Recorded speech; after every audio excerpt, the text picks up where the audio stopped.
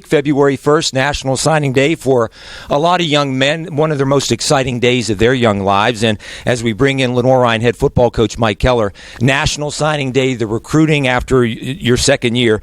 I guess it's great to see some tangible results in the fruits of your labor coming through. Yeah, I feel as if the staff did a good job identifying a lot of good football players. We had, I think, 6 travel camps last year, and we had, two quarterback wide receiver camps and 3 O-line, D-line camps, and then you have 7 game day visits, you have 3 weekends, and you do all that work and identify all that talent and watch all that tape and talk to all the guidance counselors and evaluate transcripts, and at the end of the day it comes to the first Wednesday in February and you go out and you get 28 good football players. The biggest thing that I would say I'm pleased with is we brought in good people who will be good citizens, good quality Lenoir-Rhyne student athletes, and they're all good football players. I think if you've seen us play in the last couple of years, you realize that we needed some talent. We needed an injection of talent into our roster, and I believe we went out and got it. Yeah. When you talk about your needs and bringing in that talent, what were some of the priorities as you went out recruiting this year? It's a cliche, and all coaches say it, but it really does start up front for you, especially with the defensive line position. We were able to go get, at mid-year, 2 mid-year defensive football players up front, and Khalil Yelding, a transfer from Pearl River by Daphne, Alabama, and Jordan Brooks, who is from Centerville, Virginia, transfer from James Madison. That really kicked it off for us. And then, in our defensive front this past, we were able to get Max Boyd and Dan Luba and a couple good D tackles, defensive end type guys that are going to really help shore us up front.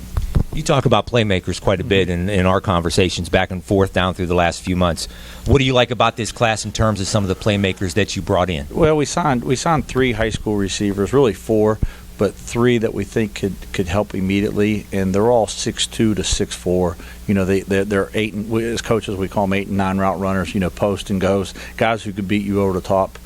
If you're going to throw the ball effectively, you can't let people creep the line of scrimmage on you. You got to be able to play action that thing and throw post, and that'll open up your run game, it'll open up your quick passing game, and if you don't scare them deep, you can't ever do that. So I believe we got some guys who, when they catch the football, Derek Young and Kasiji Curitin and some of these guys that when they catch it, they're going to be great after the catch, and they could also scare you deep with the post route.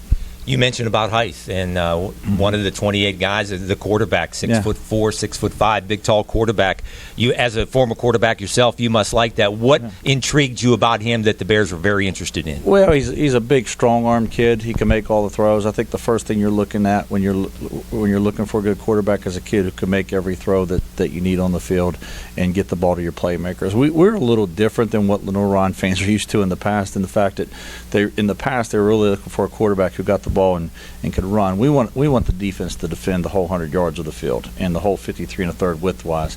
So we look at the quarterback position more like a point guard position, like John Stockton, getting the ball to the different playmakers. And if you can't throw the ball to all the different spots on the field, then you limit yourself. And Ethan's a big, tall, strong kid who can stand in the pocket and make those throws and get the ball to the true playmakers.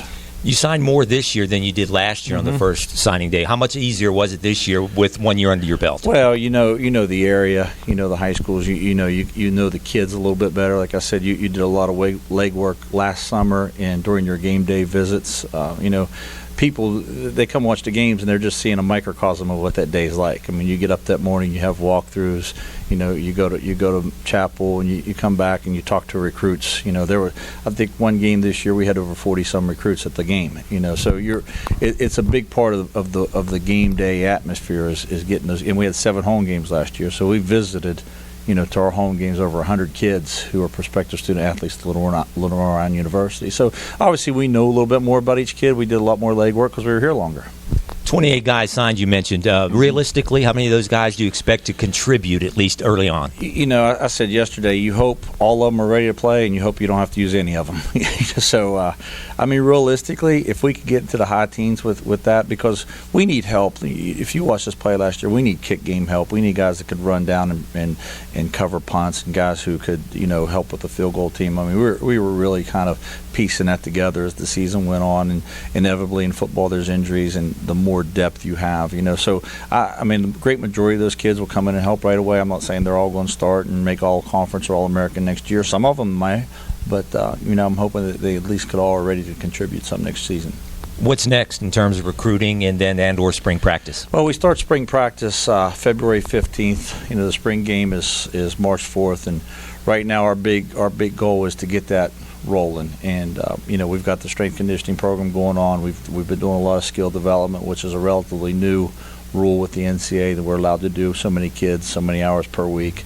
And we've got that kind of figured out and rolling, and we're identifying the talent that we have on the roster each and every day and trying to get that a little bit better. Go through spring ball, see how it goes, and then when spring ball's over, you look and as a coach, I know kind of what direction it needs to go and what we need, but you want to see how some of these kids develop from the Catawba game a year ago through the winter into spring ball.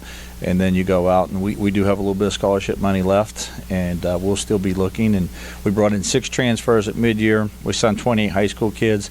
And ideally, it'd be great to bring in another handful of transfers at the end of spring football, and then build the team for the 2017 year.